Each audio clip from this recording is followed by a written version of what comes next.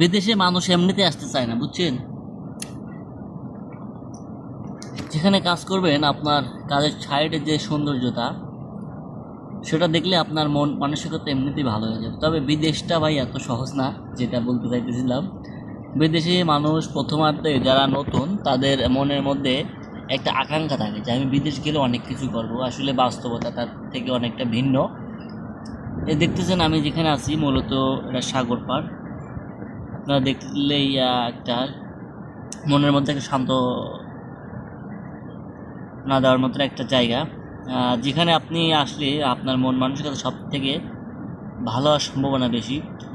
আর আমি দেখাচ্ছি, এটা হচ্ছে এশিয়ার মধ্যে হারকুলেস বড় একটি ক্রেন, পানির মধ্যে সবচেয়ে বড় বড় জাহাজের ক্রেন, অর্থাৎ হচ্ছে অ্যাঙ্গেলগুলা এই ক্রেনের মাধ্যমে ওঠানো হয়।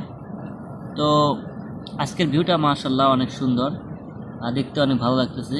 আর ওটা হচ্ছে আপনার জোহরা, মানে মালয়েশিয়ার একটি অংশ।